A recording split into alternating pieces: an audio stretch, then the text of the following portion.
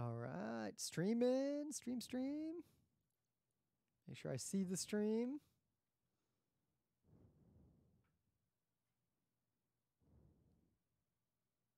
And it looks good. Ba ba ba doo ba ba ba. Okay.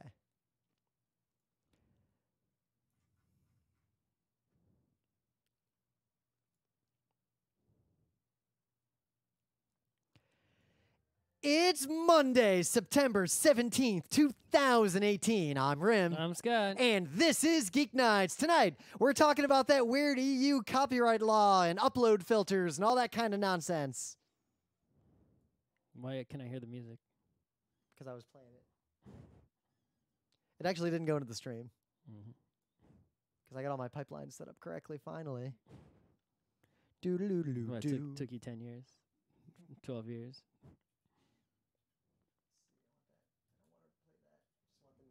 Main mix. It's in the main mix. Okay. Well, once I figured out why your microphone port wasn't working, that was the only like vexing problem we had for a while.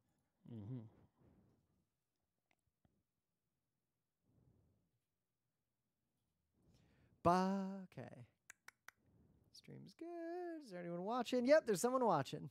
Go away. Okay.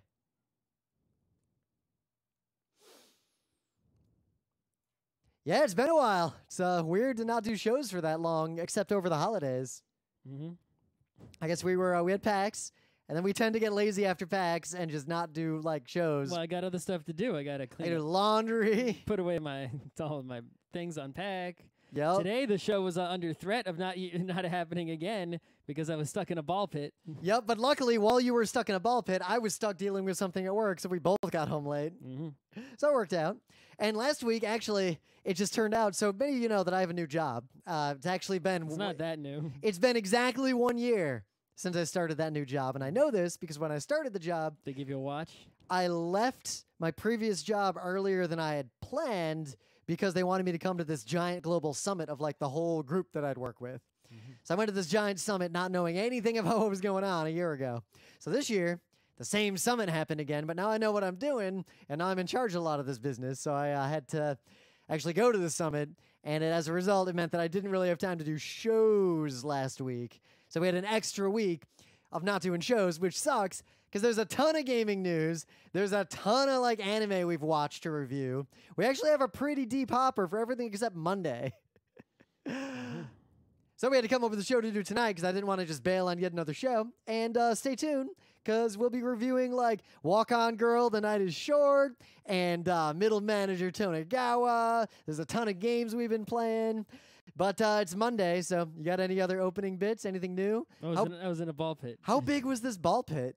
About, like bigger than a rich person's swimming pool, but smaller than the public pool.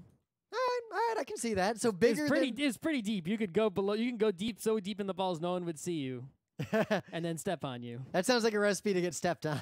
Yeah, there was stepping on. So how do they... Because I assume this was a ball pit for adults. It was a ball pit for all ages. Okay. Mostly filled with adults. How do they sanitize those balls? I'm just curious, because I would have asked that. I thought of that myself, and then I said, as soon as I get where I'm going, I'm going to wash my hands. Yeah. And then I forgot to wash my hands. Uh-oh. Plagues are coming. But I brought that up when we were in the ball pit. I'm like, how clean is this ball pit? Yeah, I feel like once you're in the ball pit, like it's already too late. Yeah. Because you're going to touch your face. They're going to touch your face. There's no way out of that. I was completely submerged in balls. You better tell the Share Zone about that. They might have an opinion. So there's a lot of tech news. We actually have a lot more to say about the news than we might about the main bit, but there's plenty of news. The main bit is one news. Probably going to miss a lot of the news you might think we were going to talk about because... if we don't talk about something the week it happens, we forget it happened. That's right. That's how we roll here on Geek Nights. But I guess we can start with the Apple news because there was actually kind of a lot of it. Well, I mean, Apple Day, people don't realize, right? People are like, is Apple going to announce? Listen, Apple is at the same announcement schedule since maybe even before it was an RRT, right? Yep. Every September, they announce back to school shit. And that used to be iPods, and then it became iPhones. Oh, there used to be iPods. Every single September, they announce iPods/iPhones. Yep. Every single one. They have done that since the Time immemorial. the first iPod, and maybe even since before then. I don't even know. I had to go look it up, right? You know in September they're going to announce iPhones, so they did. And then also iWatches in September, right? Then it's CES. That's where you get, like, your Mac, stuff that's for consumers. Like, usually they spend way too long talking about iWork and how they improved the spreadsheet keynote thing, right? And then at the WWDC, they always talk about the updates to the OSs and the software and how the App Store sells 1 million apps and you'll make a bunch of money if you make an app. And here's new MacBook Pros because you're developers, right? It's the same fucking schedule every year. So it's September. Yep. So we got new iPhones. So I don't know. People listening probably know this. I bought an iPhone 3G the day it came out. 2 years after that, I got an iPhone 4. You've 2 basically years you've been on the good upgrade cycle. I got an iPhone. Well, because iPhone 1 was garbage. Yeah. Right? 2 years after that, I got an iPhone 5. 2 years after that, I got an iPhone 6. 2 years after that, I got an iPhone 7. And that iPhone 7, I said, you know what? They got this upgrade plan thing now. Let me get on that, right? And the way it works is basically you buy the phone with a loan. You pay off the loan monthly. And then after a year, when a new phone comes out in September, you can return the old phone because it is infinite Apple Care. So even if you damaged it, they'll repair it for free because you infinite Apple Care. Yep. And then you turn it in for what it's worth, and that pays off your old loan, freeing you up to now get another loan to get a new phone. So last year it was iPhone 8 and iPhone X, and I was like, oh well, I could turn in my iPhone 7, get my loan paid off, get a new loan, get one of these new phones. And then I looked and I said, wait a minute, these new phones are more expensive than that old one. Yep. iPhone X is $1,000 fucking dollars. So are they more expensively better? Well, the iPhone 8 is basically almost identical to the iPhone 7. There's almost no difference between the iPhone 8 and iPhone 7. The difference is like so trivial, they might as well be the same fucking phone, right? The iPhone X is way better.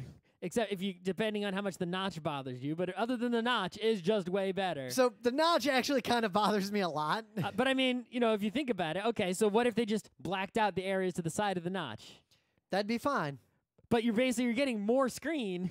More screen. The only thing that goes next to the notch is like the time and date and your signal. That is true. Who doesn't, so it's like you're getting more screen just by adding the notch. It's like, why not? Thing is, my phone, the screen just goes near the top of the phone, so there's not like... Well, the notch is used for all the face sign-in, which I would not enable. Anyway. Yeah. But anyway, I would still might use it for some memojis. Anyway. I saw some terrifying memojis. The iPhone X is way better because it has mostly the main feature is the OLED screen, which is a vastly superior screen to all screens and all other phones. But it's $1,000 fucking dollars. So I was like, well, if I do the cash in though, then it's going to be a bigger monthly loan payment. And it's not that much, and I'm not getting $1,000 phone, so fuck that. Yep. So I didn't. And then last month, I paid off the loan on the iPhone 7, so now it's just mine. I just paid it off, and it wasn't any more expensive. I got to say, back when I bought that Sunfire, that like crapo car that I drove around forever until it died, and then it got towed, and now it's gone. But while I had it, and I was paying my car payment, I always thought, I really want a better car. But the moment my car was paid for and it was just mine, suddenly I didn't want another car because this was just free car. That's why car dealers love to lease. Yep, because they love leasing cars. Every day that I continued to drive that shitty old car that I didn't own a car payment on was just free money, like free time before the next car payment. Yep. So now it's like, well, now I'm basically increased my salary by like $50 a month. Yeah. And I got the same phone. And they got new phones. So I was like, oh, well, I was expecting I was going to get one of these new phones. So they came out with the iPhone XS, the iPhone... the XS. XS Plus. And the XR. And the XR. So... I don't know what the deal is with the XR. Actually, I didn't read about it. Oh, so the XS and XS Plus are basically the $1,000 plus iPhone X upgraded to be even better. Yeah. Right? Super expensive, super big. It's like buying the iPhone X only upgraded, right? All right. The iPhone XR... It looks like an iPhone X. It has a lot of features of the iPhone X, but some of those features are fake. For example, the camera in the iPhone XS is like a super awesome double lens, thing, right? That has a really wide aperture, at least for a phone camera. The iPhone XR pretends to have a wide aperture using some software to imitate. Oh. Right? So it seems you get some of those same features, right? But the iPhone XR also, it looks like it has the giant screen that the iPhone XS has, but actually, that's an LCD screen, not an OLED screen. Oh. But it's still, in terms of ratio... Wouldn't that theoretically also potentially mean lower battery life?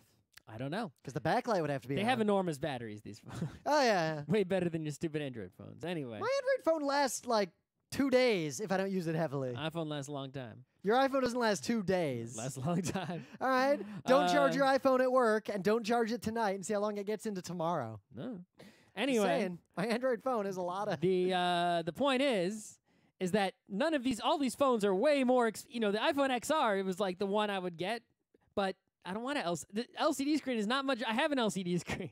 The only major upgrade is an OLED screen, which costs too much. So why would I get the iPhone XR? And they're even still selling the iPhone 7 and 8, right? Which are way cheaper. Like you can get a new iPhone 7 now for like 500 something, right? Which is totally reasonable. You can get a brand new Xperia at like the good phone for 200, 220. iPhone 7, I think, is much better. Eh. The point is, even the iPhone XR, which does give you is bigger than the iPhone 7, but it gives you a lot more screen per phone size. So it's like your phone grows a little bit, but your screen grows a lot. Right? I guess that what worries me though is still that the precedent it sets, because even the super tiny Android phones I'm getting, they're creeping up a little bit, like they get 1 millimeter wider. But anyway, the thing is, for once, I waited 2 years, and every 2 years that I waited, there was a significant improvement. The iPhone 3G was just a significant improvement over every phone that came before it. Yeah. The iPhone 4, I think, added it was either the Retina screen or LTE or the iPhone 5. It was one iPhone. I think it added LTE, and maybe the iPhone 5 added the Retina screen. I forget.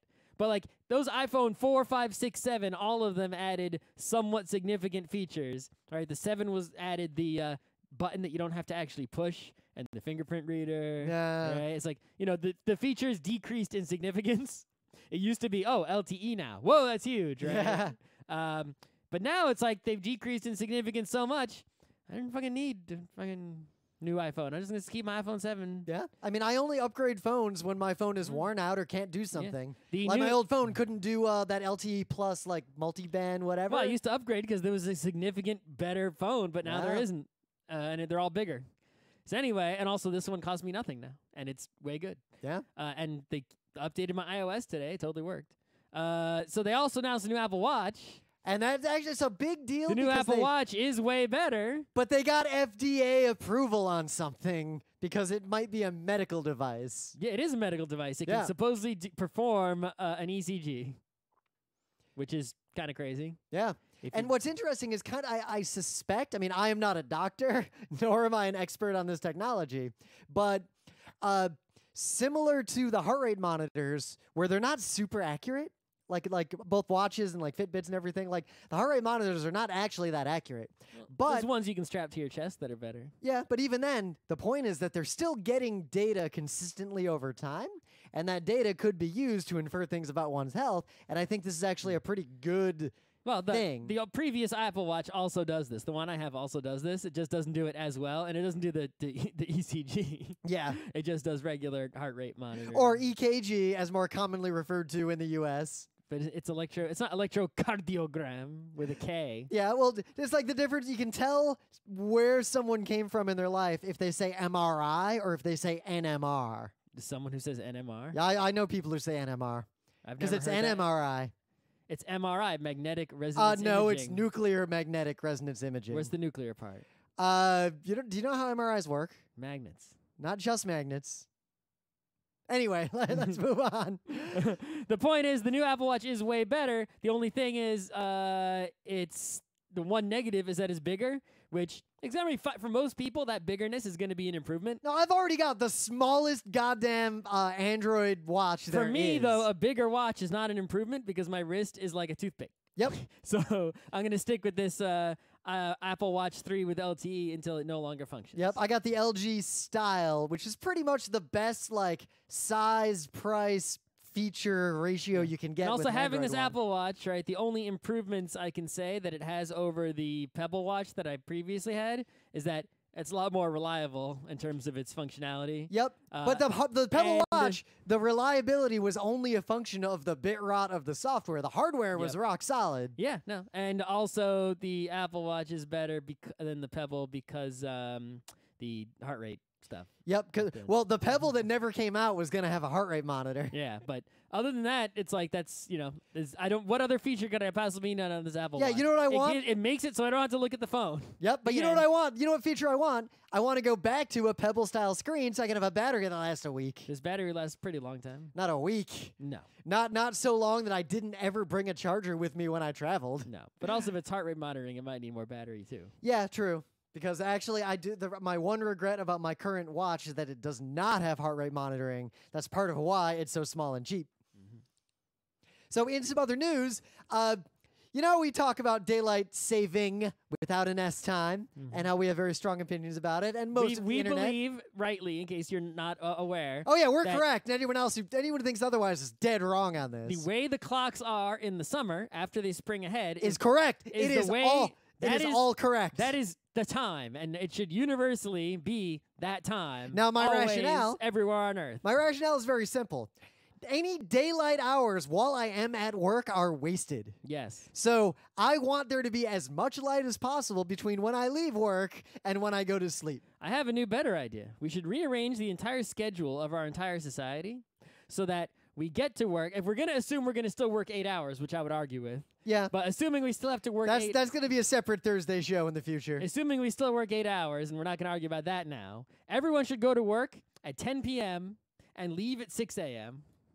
and have as much fucking daylight as you want, and then sleep when the sun goes down, and then wake up shortly before 10 p.m. to go to work. Yeah. I mean, because my only... So you work in this useless dark time. The trouble is, human bodies really need the lighting and the timing of life to work out, or shit goes wrong. Like, shit goes south. You gotta sleep when it's dark. Yeah, or you sleep when it's dark until 10 p.m., then you wake up. Yep. But depending on where you live, latitudes, like, what if you live in a place where it doesn't get dark during the summer? What if you live in a place where it's always dark? Yeah. I think the real answer is it sucks to live in those places. Don't live there. But, I mean... Don't live in places with natural disasters or weird shit. I don't know why people insist on living in these places. I guess some of them, their parents lived there because they were stupid. Wait, so name a place that does not have significant disaster risk. I mean, New York is mostly safe. New York got hit by Sandy. That could have really fucked up our Jimmies way worse than it did. Yeah, but it's not we're like gonna get more. it's not like living in Dominican, right, where you're going to get destroyed. Yeah. But like the safest place to live is probably the Midwestern United States and like Ontario right there, because the only thing you got to worry about in those places are tornadoes, which are very tornadoes are very easily avoided in places like that. There are many places on Earth that are relatively safe from earthquake or weather incidents. But anyway, the news here is that usually in the U.S. internet, the complaint is daylight saving time sucks, and then people don't understand how it actually works. But they all kind of agree that they don't want it to happen, even though most of the arguments they make for abolishing it, I think, are stupid arguments. Yes, the only argument is that's the way the clock should be. Deal with it. Yep. I want to be out in the sunlight. So the EU is going to stop changing the clocks next year. Good. The EU is, quote, doing away with twice-yearly clock changes, and the way they're going to handle it is very simple. Every member state will get to itself decide, however it wants, which of those times they're going to move to and stay at forever. RIM is going to be in high demand as every computer needs to make sure its NTP Let me is tell working. You. So NTP has nothing to do with this because NTP sets your GMT clock unless you really fucked up or are using Windows. Everyone's still going to fuck up something. Oh, yeah, they are, because the only difference is when I worked at a broker a long time ago, we would fuck up daylight saving time in some way 4 times a year because the U.S. would move, then Europe would move, then the U.S. would move back, then Europe would move back. Wouldn't it take like 1 year to fix it, and then the second year you'd fix the weird bit you didn't notice? Oh, in the no, last because year for, like, time Slovakia, zones are able to be fucked up in surprising and novel ways, perhaps forever. Time zones... Well, get ready to fuck up again. You know what I feel like? I feel like there's this nice curve of people who have not done a lot of coding think time zones are difficult. And then people who have done a little bit of coding think time zones are easy. And then people who have been around the block long enough realize that time zones are difficult again. But what's that website that always has like the time news? oh, yeah. Isn't it just like Time News or something? There's a couple of sites like that. No, there's also there's one that's like obviously like the super boring like open source one. well, there's also ntp.org. No, what's the Time News site? Anyway, I know I care about this in such an abstract way that if in my work someone messed up time zones, that is so far beyond what I care about that I'll let people who used to do the kind of jobs that I used to do, or that do the jobs that I used to do, deal with it. We'll see how this goes down, but I suspect that people like me in a distant future, meaning 2019. Timeanddate.com. I've been to that site. That's the one. Oh, EU pushed to scrap DST clock change. Yup. So here's what I think is going to Chile happen. changes dates for daylight savings time. Japan considers daylight saving time for Olympics. Oh. North Korea adopts South Korean time zone. So the funniest one I ever ran into was when a certain South American country. Florida says yes to year-round daylight saving time. Yeah, there's movement. We might finally win this battle. That was in March of this year. Yeah, we might finally win this battle. But so yeah, timeanddate.com is a real good website. what'll be very interesting is to see which EU member states vote to go to the correct time versus the stupid baby time. Well, I think you're going to see a difference in voting based on latitude, right? I think latitude. I will give an allowance for latitude. If you live in a place that votes for stupid baby time, Finland is going to be like, shit. So, in some other news, you might have seen this going on. Scott pointed out, and we've been talking about this in the forum, this is not new. It's more that a lot more people have realized it's happening. I think it's Americans have realized it's happening. Yeah, but the broader problem, the story here specifically, is that people are spoofing music plays in Spotify to drive the charts, which is extra problematic because the rate at which people play music is also used to determine how much money to give to artists. Right. So there's basically two layers of things going on here, right? So it's mostly coming from Korea, but also other countries. But Korea is like the heart of this, right? The K-pop scene, because you have these massive organized fandoms, right? So what happens is first you have the Korean people as a society, at least from what I've seen on their television that I pay more attention to than probably anyone listening to the show. They are obsessed with charts and rankings, like obsessed. Like you go to like their home. There's a website Naver, which is like the Google of Korea.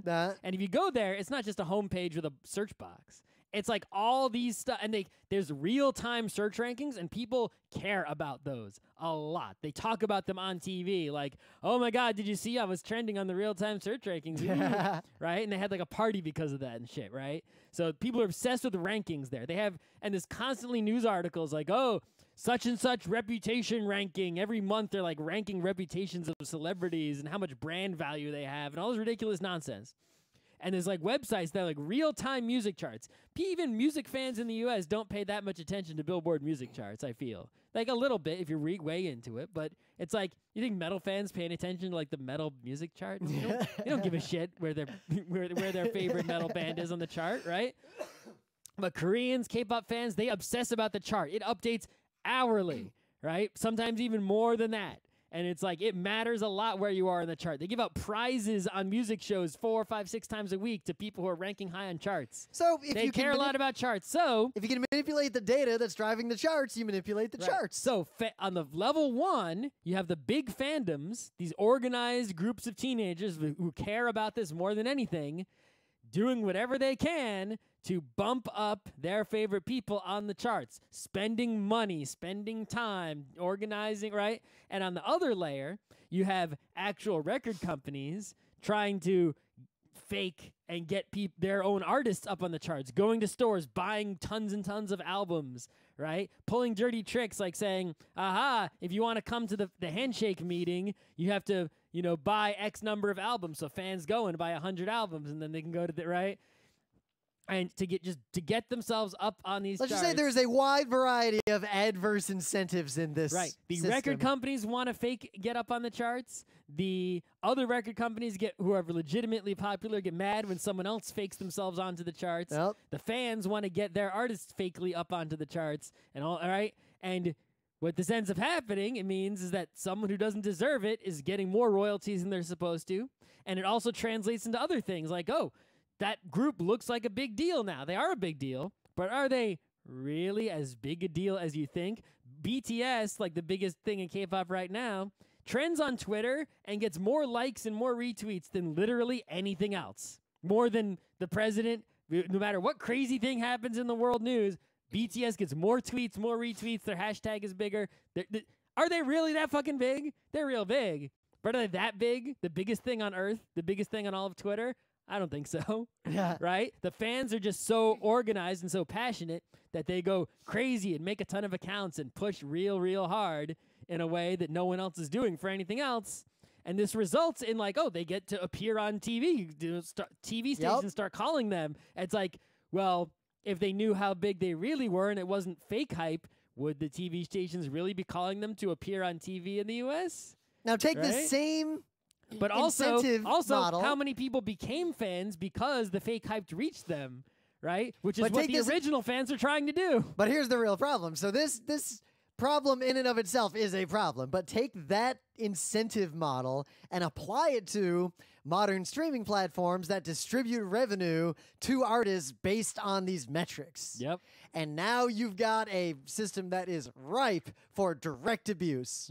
It's basically, you know, you might have popular music and someone else might have popular music, but if their popular music has an active, organized, and engaged fan base that will pump you up artificially, or you will get more money per listener, and then malware, someone else will. Malware that logs into people's Spotify accounts and just plays things on loop. There's lots of ways to game this. Or find a way to make API calls to Spotify that say you played a song even though you didn't fucking play anything. Yep. You just tell Spotify you want to play this song, they start sending you bits, you ignore them, you know, you don't have to play them out of speaker. And even you if just have a piece of software that does this. Even if this was 100% locked down, and like you couldn't game the system directly, you could still just install legit Spotify accounts, like legit clients, and just have farms playing music to dev null. There are supposedly places where they have like basically rooms and rooms and rooms of phones all lined up, and they can orchestrate all the phones to do the same thing, and they have them all just like play the same song or visit the same site or do, you know, anything that you need done en masse. They just got a room with thousands of phones in it, and they'll do it for you. I guess it's interesting because you think that, in the old era, you'd have like Nielsen or like some organization doing surveys to figure out this is popular or that's popular. But monetization was separate because people would just sell albums. But now monetization isn't so simple. It's not just sell albums. That doesn't really work anywhere anymore. Not in the long run. Definitely not in the US. And then simultaneously, how do you track what is actually popular? How do you track what people are listening to? Even the direct clicks and the direct listens aren't actually a reliable metric. I think this is good. This is going to be kind of like the advertising industry on the internet in that there aren't good solutions, and I think this entire industry is still ripe for a giant collapse. I think we should just make, whenever there's an industry that's basing, you know, financial distributions on fake numbers. Should we game those numbers? Right. We should just make something and game the numbers to give ourselves a lot of money. Why is the GeekNights podcast the #1 pop album on Spotify? Right. Why isn't it? And the thing is, it becomes a self-fulfilling thing because they have automatic algorithms that see that we're getting a lot of listens, and then they boost us up in like positions on like playlists, and then we get listens. And it sort of falls in on itself. I mean, that's how the early rounds of like big YouTube celebrities and Twitch celebrities came to be. You'd have a slight uptick in following, and that meant a slight uptick in engagements, which meant a slight uptick in more people seeing you, which was a self-fulfilling prophecy. There was one K-pop artist who got onto the top of the chart, and everyone was mad, and they were like, what the hell is this? And the song was garbage, and then the person was like, they wouldn't have a fan meeting because like no one showed up. But then there's someone else new who's like suddenly, it's like a no-name person no one ever heard of was like on the top of the chart now, and everyone's like, what the hell is this? And I don't know if they faked themselves to get there in the first place, but they're still there, and people were like, oh, this song's actually good. It's just because it was not a famous person, everyone was way hella suspicious. Well, it comes down to a quote here that's pretty sums it up. But if a superfan decides to listen nonstop to a track, is that fake? Is it? If so, how many times do they have to listen to a track continuously before it is deemed fake? If Spotify brings in X dollars in revenue and then divides it among all the musicians and songwriters based on how many, listens, right? Should you really be getting more of that pie if you have a super fan than, if I have a super fan and that metal band over there just has a regular fan who listens to their song once a day, and I have a super fan who listens to my song on repeat day and night, do I really deserve more of the Spotify pie than that metal band does? It's the same problem in Counter-Strike cheating. As if you're not cheating by using like an actual bot, like cheating with the software. Even if I'm saying both legitimately listening. Forget the cheating part, right? No, but I'm saying, what's the difference between a human using a mouse and a keyboard who's really good versus a computer controlling a mouse and a keyboard with a webcam pointed at the screen? There's no way to differentiate those. So the underlying metric is itself suspect. But I'm saying, I'm not even talking about that. I'm talking about why do you deserve more of the Spotify pie for having a super fan versus having a regular fan? Or do Why should it be based on listens? Why shouldn't it be based on number of fans or number of fans? I've got 10,000 accounts that all like me. I'm not talking about how you determine it. I'm saying let's pretend everything's legitimate, right? There's no cheating technologically, right? Why do you deserve more because you had a person listen to your song twice versus if two people listen to should you get more money if two people listen to your song once than if one person listens twice? That's the crux of it. If this were just what is popular, it's a very different, much lower stakes gambit. But the fact that it is the primary driver for the metrics used for revenue distribution, the real problem is that we still don't have a sustainable monetization model for music. Can we even come up with a fair way to distribute the revenue if no one's cheating, right? I think the fair way is some sort of system where perhaps a communist government allows people to have the luxury of creating music with their needs taken care of, and we don't worry about monetizing it. And all music is free? Yeah. I think that would work better than what we're doing now. Anyone so you register as a musician, you get X dollars. Yep. The end. And that's it. And then if you're popular, you should be able to make money off endorsements and concerts. Yeah, you're allowed to monetize beyond the government minimum. And if everyone in America signs up for the government minimum, it's probably not that much. And if you're willing to live off that, sure. And everyone in the whole country signs up to be a musician just to get their piece of their even piece of that. Maybe you're not allowed to have a non-music source of income if you sign up for this. Like you can't just work for a company and also say I'm a musician, give me my 20 grand. Anyway, in some other minor tech news that's actually worth mentioning briefly, Linus Torvalds, anyone who's unaware, has a reputation no, he doesn't have a reputation. For being a giant dick. No, he doesn't have a reputation for being a giant dick. He is a giant dick. Yeah, but he has a reputation for being a giant dick, and that reputation is entirely grounded in reality and facts. Right. And is demonstrable. He is... The person who created the Linux kernel is... Objectively. He is that VSOD. Yup. Right? He is that asshole. Basically, if you read his emails... Basically, the thing he's known for is he's usually, most of the time, I'd say at least 80%, maybe even 90% of the time, on the correct side of arguments in terms of technology, right? I remember watching I'll never forget the one where he's talking about Git, and he's like, if you don't use Git, you are stupid. Right? And hard to argue. He was like, but everything he was saying was technologically correct. Git is way better, and all the things he was saying was right. And he was bashing all the other version control systems, but he was basically calling the whole audience morons, stupid, idiots, whatever. And it's like, don't do that. So you're the one who's stupid asshole just because you're technologically right. This came to a head recently, and I'm not going to get into all the details. After 20 plus years since the late 90s. But basically, he did something that, as far as I can tell, he's never done. Is one, he issued a public apology for something specific that was shitty that he did.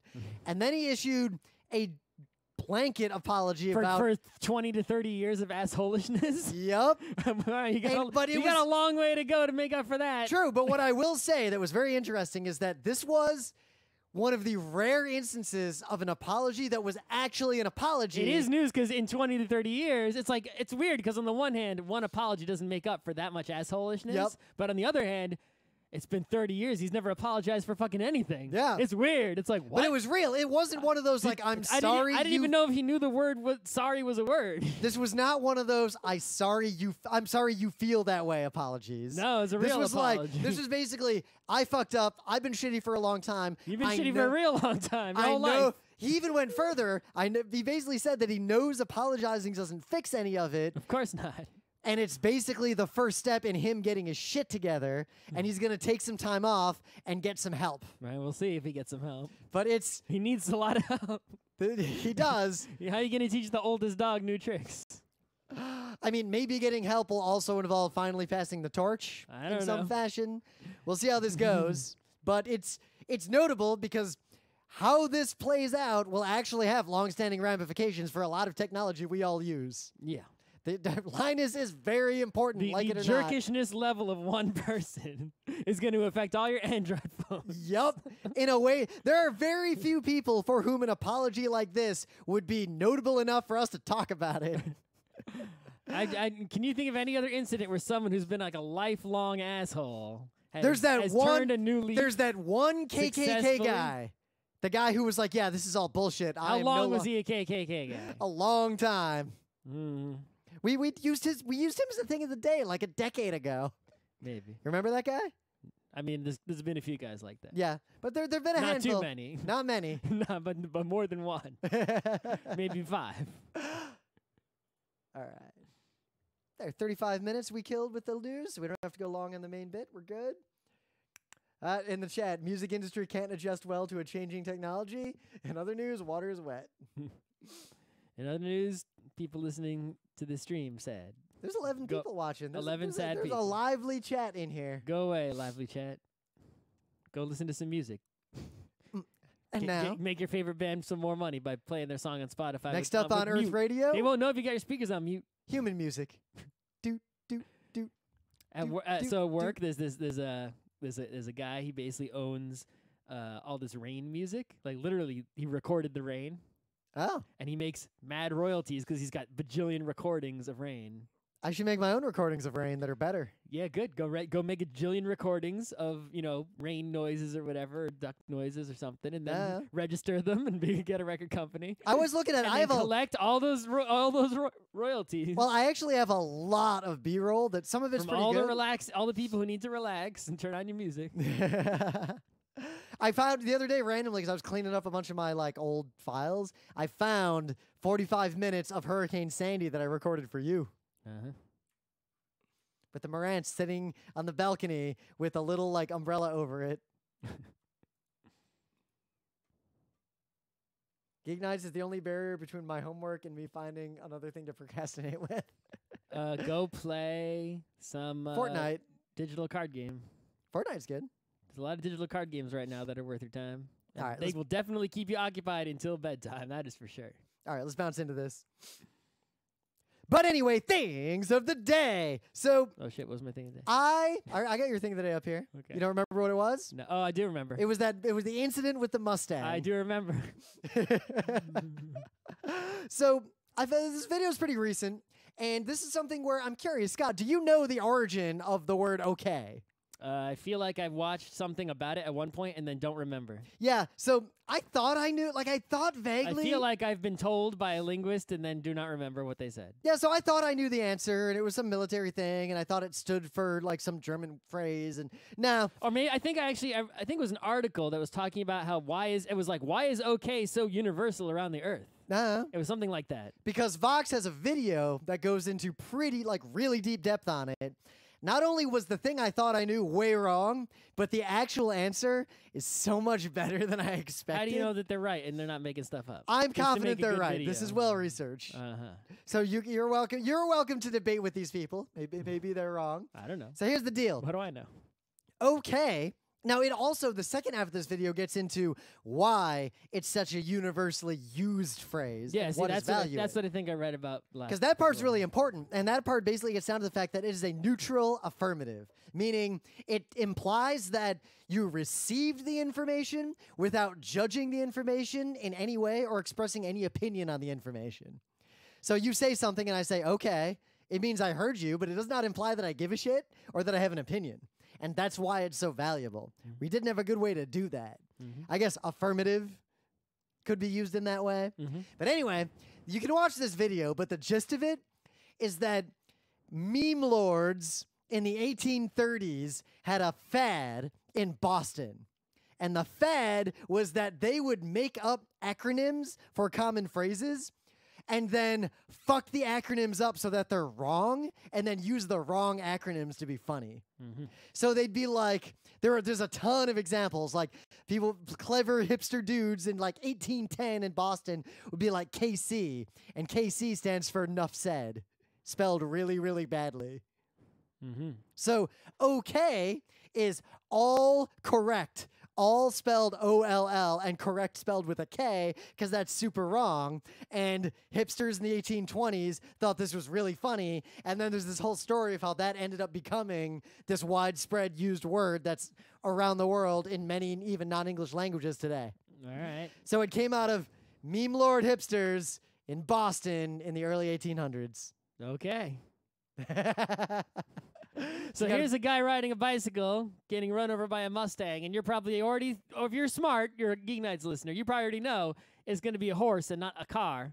But that doesn't matter. I already caught that joke before watching the video as well. As soon as I saw the headline, I knew it was going to be a horse. Doesn't matter. It's funny anyway. It is. It's pretty funny. Watch the whole thing. The exact amount of time it takes between you start the video and your brain thinks, I'll bet this is and then the horse appears. Well, the horse is. It doesn't matter. See, and this is, I want to show again, this is proof to all those people who argue with me, spoilers don't ruin things. They do change the experience. No. They do. No. Are you disagreeing? I disagree. You disagree? This is funny whether or not you know it's a if you don't, and also if you don't know it's a horse from the headline, you need some skills. Okay. In the meta moment, we didn't do shows for like 2 weeks. But if you saw us at PAX and now you're wondering why the hell we're talking about like Linux and stuff, guess what? GeekNights is 4 nights a week, and that doesn't mean we do 4 shows a week. We used to when we were young and incredibly stupid. And nothing better to do. Now we have better things to do, so we do 2 nights a week. So this week is a Monday, Wednesday week, so we're doing a Monday show on technology. And on Wednesday, we're going to do a Wednesday show on anime. And we're going to review Walk On Girl, The Night is Short, because that movie is phenomenal. I think we should see some Tatami Galaxy first. I only watched 2 episodes so far. But I think I can review the movie at least in a vacuum, and I got a lot to say about it. Having seen 2 episodes of Tatami Galaxy, I don't know if you can. Well, it'll be good to have your opinion there. Just watch some Tatami Galaxy. And then we actually have a backlog of multiple anime to review because we've also watched Mr. Tonegawa's Middle Management whatever. And I've watched all of the new DuckTales, which you should watch because it's, I don't want to say phenomenal I only got so again. much time in my life to watch things here. DuckTales, remember how when we first got into ponies and we kind of really got into it? DuckTales is like that. It's filled that void for me. I know it's good. It is. How much time do I have in my life? It's better than you expect. I know. And also, but I don't have time. Unlike Scott, I have seen. Rim spends all his time sitting around watching TV. I have seen every episode of Adventure Time. I know literally everything that anyone who has watched this show could know. I know as many answers as you could possibly. You have not read all the Adventure Time comics. I have not, but they are ostensibly not canonical to this. I don't know. Doesn't matter. I own a bunch of them, but I haven't read them. They're really good. But the show ended, and all I'm going to say, because we'll eventually talk about this. It is a very good show. I feel like I'm going to watch the entire show again. I think I might have to watch the show again. Do not watch the end unless you have seen literally every other episode of Adventure Time, because it does tie everything up. I think it is literally a perfect ending. I could not have asked for more, and I cried. How long is this ending? Because Adventure Time episodes are short. It's long enough. Okay. I don't even want to say anything about it other than that. It's a movie also. Yeah, but the movie will not impact the end of the show. There's my boy Prismo at the end. How about Cosmic Al, my bro? Yeah, they're involved. That's good. How about Glob, my boy? Yeah, Glob is involved. Oh, baby. Also, remember give me that Glob. All I'm going to say is remember. How about Magic Man? Yes. Magic Man's magic is involved. Oh, it sounds like Magic Man's magic is heavily involved. The Lich, everything is involved. Everything comes to an appropriate ending. It's real good. Glob versus Lich showdown. Let's go. Well, you might remember, because Glob was one of many entities out there in space. Remember Galb? No. Do you remember? Have to watch Adventure Time again. There's a moment that I remembered very much where the Lich says something. The Lich has a few. Every time the Lich appeared, he got like a couple of sentences that were said really well with a good voice actor that are really, really good. So one of those times, the Lich says something like, I am death, the last scholar of Gaul, etc., etc. It all comes together in the end. I don't remember that, but I remembered I guess that. it matters.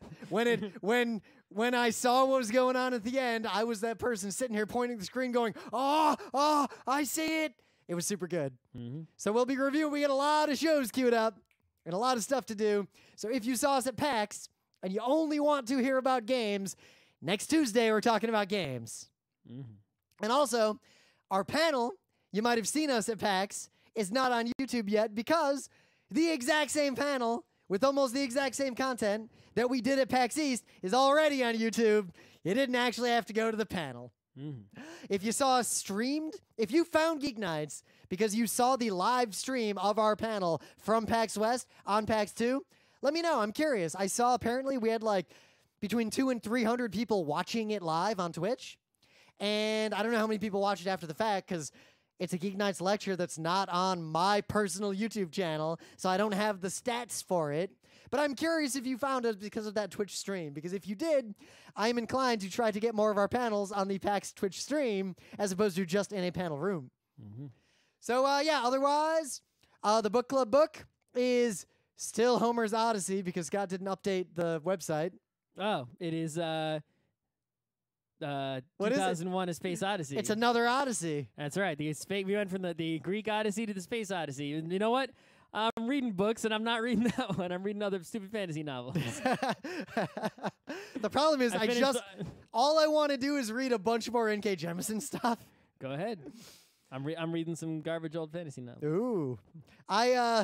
We'll see. Because depending on once we do 2001: A Space Odyssey in the Geek Nights Book Club, I feel like I might do another Odyssey adjacent book that is really, really potentially What bad. other Odysseys are there? It's adjacent in that it's based on some Greek stuff that's adjacent to the Odyssey, but it is technically a Planescape book by Troy Denning. So we'll see. A Plains Odyssey? Yeah, possibly. Theseus, my boy, is involved. Ship of Theseus? The ship of Theseus is involved in the most tangential way, and only if you really read into it. But it is involved because it actually gets into a lot about like what is memory and what is a person, and is a person nothing more than the sum of their memories, etc., etc. I remember it being pretty. But anyway, that's not the book club book. The book club book is the 2001: Space Odyssey. The real one. Yes. There, we've killed plenty of time. You mustn't kill time, boy. Cherish it. You must obliterate it. Can I get $5 to go get loaded? Can I have $10 to get reloaded? All right, let's see. Thing is, $10 won't even buy you one beer in Queens. It'll buy you 2 crappy beers. Get some hobo wine. Oh yeah, you could get some Mad Train, some MD 2020. Hey, if you go to there's that place we used to play Netrunner, those dudes would get like a zillion Coronas. Not a lot of money at all. I said a good beer. And Modelo's. The big cans. Gets the same paint as $2. I think I'd rather drink hobo wine than drink Modelo or Corona at this point. $1.95.40. Have you ready to slap your mama? All I'm thinking now is it works every time. Colt 45. I think that's $2.50 or $3. The same paint is like a dollar cheaper than $2. Mad Train. I still got to play West of Loathing. I played a whole bunch of it. I own it on the Switch. I got to like the last zone, but I didn't beat it. I have it on Steam. I didn't beat it though. I got like way far, and then there was like it actually became somewhat difficult to continue. Ooh. So the path of least resistance was to stop playing. But I played so much of it, so it was still worth playing. I just wasn't going to put the effort to beat it. Maybe I could try it again. Yeah, I can see that. I'll play it at some point so we can review it at least. I have to remember so much of it because I only played it. I did it all in one shot. Like it took me like 3 hours or something. All right, let's get into this main bit because I'm hungry. I want to get the show. I'm also hungry. What do you got? Leftovers? No. Well, I'll go. Pretty good. I'll go buy food. Yeah. So, for the entire run of Geek Nights since 2005, a perennial theme has been that we're really mad about copyright law, and we want to reform it radically while still. That's because we were baked in the early 2000s Slashdot. We grew up, but we all not only that, but we also came of age during what might have been literally the golden age of modern piracy. Yes. Like, I don't think you, young listeners today, who are younger than some of my Final Fantasy 1 save games, realize the extent to which pirating media and software shaped my young life. Like, that was a fucking era. I think young people these days, I think they don't pirate. They have all got like mobile phones. They don't really, you know. They do, but what I've found is that they usually pirate in a really bad way. They pirate software by downloading malware, and they pirate media by watching fucked up, like, Oh yeah, they'll go to, like but they won't even realize they're pirating. They'll go to like a website with manga and not realize that it's an illegal manga site. Or they'll watch these YouTube videos that are like zoomed in, cropped, squashed, and there's reverb added to the audio that's pitch shifted to avoid all the content filters. Right, and they'll watch like all of Adventure Time you like got that. You got these people buying the Nintendo Online service, or people buying the stupid portable, like that mini Nintendo or the mini Super Nintendo. It's like, bro, I have every NES, SNES, Genesis, Game Boy, fucking every fucking game. I have every ever. Game Gear game all of ever. them, 100% of them. There is even the Japanese ones. I have all the games ever. It costs me nothing. I can play them on my computer or even on my DS Lite. Right? I paid nothing. Why the hell are you paying and waiting in line to pay who knows what the fucking tiny NES costs that has 20 goddamn games on it? It's a fucking useless piece of garbage. Yeah. Right? What the hell's wrong with you? Adding another box onto your TV even if it's a tiny one. I don't understand what these people wrong with them. Now, the important thing is that we don't want it's piracy, not like, yar. Yeah, but also times change. Like, during that era, it was also piracy felt very different, partly because it was easy to spin a narrative of like the people trying to free music from the RIAA. And simultaneously, the RIAA was being overly draconian and what didn't really have the artist's interest at heart so much as its own. And there's a whole giant history of this. Doesn't matter. Yeah. The point is that one of the common themes of this was that for every shitty thing that the U.S. would do in terms of throwing the baby out with the bathwater and trying to quash piracy, Europe would always go above and beyond and do something way worse. Well, yeah. And this has continued to this day, but now we're in an interesting situation because on one hand, I don't trust the U.S. to regulate free speech on the internet. Right. So because our government is in disarray, but still, the U.S. does it better than even the countries that do everything else better. See, here's the problem, right? It's like, A, we believe in free speech and that the government should not regulate speech, but also we believe that private companies shouldn't kick all the Nazis off because you're allowed to. Yep. It's not the government doing it, so it's not censorship, right? So I'd also be okay with the government saying all speech is free except this narrow band of Nazis. That, it's not perfect. I would not have been for that if it were not for the fact that Nazism's on the rise again. Yeah. But anyway, the point is that, we believe in things like, like privacy and, whatnot. But then what happens is that when you try to actually make laws that enforce those things and, encode those things, you end up reaching too far and destroying the internet. And it's like, no.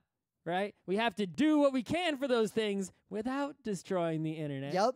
Right? The internet is amazing because it allows the free flow of information around the entire world, right? And it's like people keep trying to do things like get rid of net neutrality and, regulate speech on the internet. It's like internet's no good in China, right?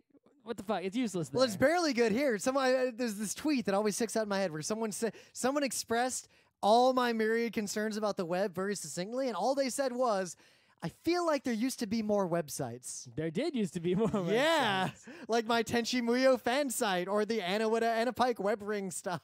Yep, now that's just someone's Tumblr now. But I'm not going to get into there's only one website, Tumblr. The full details of what the EU is doing. But basically, there's two parts to this directive, and I'm not a lawyer, and this is a naive reading. But I can definitely tell you that the people who are in the media industries, right, foolishly believe that this is going to make them more monies, so they're very happy about it. Because they don't really give it's not their priority to not break the internet. They're just thinking, oh, yep. I make movies, I get more monies. So one part of this is the link tax, and it has to do with like news aggregators. Don't even want to talk about that one. That's a whole different ballgame. Right. It's like basically the link tax would be on paper real bad. It'd be like, oh, you want to link to this news article, you better pay us a bunch of money. But they put in a bunch of exceptions for all sorts of common sense things. So there's a lot of like a link in and of itself doesn't seem to cover it, but a link plus too big of a snippet counts. Right. So basically they put all sorts of common sense exceptions to where you don't have to pay the tax, and it's unforeseen whether this is actually going to be a problem or not. And we're going to have to sort of wait and see, but it's kind of vague, and it's not great, and they shouldn't have done it, but whatever. And I can also see a lot of companies just serving a different website to the EU. That's happened before. There's already a bunch of game companies that just don't provide their forums or support anymore to anyone in Europe. Like there are numerous game companies where if you go to their website from Europe, it just says, sorry, GDPR, can't help you. I don't have any cookie warnings on our site. Should I block everyone in Europe? Yeah, I just don't care. Let someone come after us. Article 13 is the problem, the so-called upload filter. Now, the problem is that basically what they want to do is require big aggregators like YouTube and whatever to pre-vet uploaded content and prevent the upload of copyright infringing content. All right, so how is this humanly possible for everybody? Yeah, case in point. You know how much video is uploaded to just YouTube? More in 1 second, more video is uploaded to YouTube than you could watch in your whole life. So my problem is specifically, the only thing I want to get into is the idea of upload filters as opposed to post hoc filters. Because an upload filter cannot differentiate between someone who has overused clips and pirated in some way versus someone who is using clips fair use for another purpose, a derivative work of some kind, commentary, etc., or specifically fair use for parody or news reporting. There's no way to differentiate between those in a meaningful way, because if there was, we'd already see that technology being used, things like YouTube. I mean, what's the difference between an upload filter and simply you upload it, but then it doesn't get published on YouTube until someone takes a look at it first? Because right now, you upload a video on YouTube, it just goes live right away, and then you get a copyright takedown. The system comes in at timing, right? Instead, which I think is better. Instead, you upload your video to YouTube. You can't push the publish button until you've gone through the system. The problem there is it won't be a different system than it is now. But I think the big difference is that I can upload anything and it's live until someone takes a positive action or has a rule that triggers, and then I have to go through a process. The real problem, in my opinion, is that unlike the U.S., where we have... Did they even have fair use over there? That's the problem. Every European member state has different rules about this shit. And I don't think there's any reasonable way for a large company or a small company or really anyone to deal with all those different parts. Like, UK's libel laws are ridiculous. Every member state in the EU has all these different fair use ideas, if they even have the concept of fair use. The U.S. has a pretty good system, but even that is not very well defined and ends up coming down to court cases more often than it should. And I feel like this, like, people are saying that the kinds of upload filters and laws, the result would be ending memes. Like, but not memes like actual memes, but memes like those funny images and macros that we post everywhere. I feel like it kind of could. I feel like preventing people from uploading or publishing on all these platforms in Europe with this prior restraint, because remember, U.S. copyright law makes a big deal about the difference between prior restraint versus post-publication action. Well, the fundamental, the reason all this problem started to begin with, right, is because they took away everyone's IP addresses. It used to be, back in the days, right, you had a computer, you could just host things from your own goddamn computer. You had as much upload as you had download, right? You didn't need, right, nowadays... Well, yes, I had as much upload as I did download on my 33.6 modem. I'm just saying, right, people had an actual IP address. They weren't natted. They didn't have some dynamic address that was changing, right? You didn't need to have a web host. You just run services on a computer in your house, right? You didn't need to use YouTube. You just put videos on a computer in your house and deliver them to the world, right? We were using peer-to-peer sharing software like Napster and Hotline and all these other things. Which clearly, though, like, this model we were sending data directly from our computers to our friends' computers,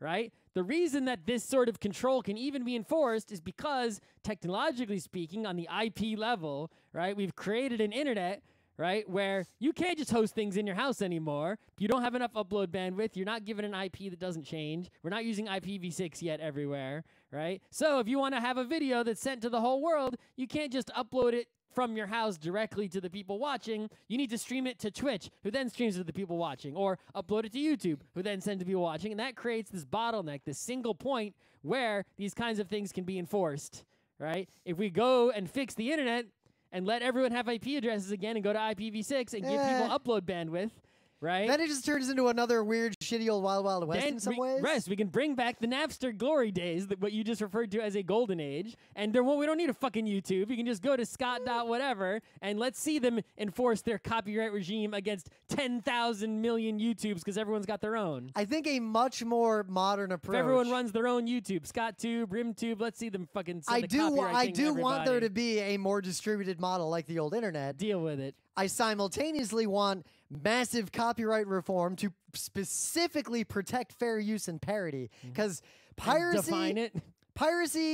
if piracy disappeared entirely without any other side effects, I wouldn't be that angry. The problem is piracy cannot, in my opinion, be quashed without severely limiting many other things that are not piracy. Right. There's very little way to disentangle them. Well, all this stuff is, it's saying the same thing since the beginning of even before Geek Nights, right? Well, yeah, because we don't like the laws of thermodynamics. Let's make a law that says we can get more energy out of the system than we put in. That's not going to make a perpetual motion machine that suddenly works, right? But here's one thing that would solve a lot of this. We really wish that we could enforce copyright and have privacy, but you know what? The reality of the world is that once something becomes digital data, it can be copied and distributed infinitely for almost free. There is no way you can stop that from happening no matter what law you write. You might be able to catch some people who do it and punish them, but you can't stop it from happening no matter how much you want to. So instead of trying to stop it or punish people for doing it, you should instead just create a society where you accept that as reality. Just same way we accept that we can't have a perpetual motion machine, and we instead have an energy policy that accepts that. But here's the fundamental problem. We need a copyright policy that accepts the fact that you can't, that's the law of the universe. Yes, but that copyright policy cannot exist in a vacuum. It also needs an economic restructuring so that the creation of art is still funded somehow. Sure. But that doesn't. Well, that's the easy part. We're done. The point is, no matter what it is, you just have to accept reality instead of fighting against reality. And this is a fight against reality, and it's also, so here's the thing: I would not, if they didn't destroy the internet. I would not be nearly as potentially worried about this were it not for the fact that, at least based on what I've read so far, and just the EU's and Europe's history with this kind of thing, I do worry that this will significantly curtail parity and fair use rights globally, and will edge us toward using European standards for this as opposed to U.S. standards, because as shitty as U.S. standards are, I think U.S. standards of fair use are still the best we've got. And we're just going to stop now because we're back. Geek Night's back, and I'm real hungry, and we're going to do another show in a couple days. We out.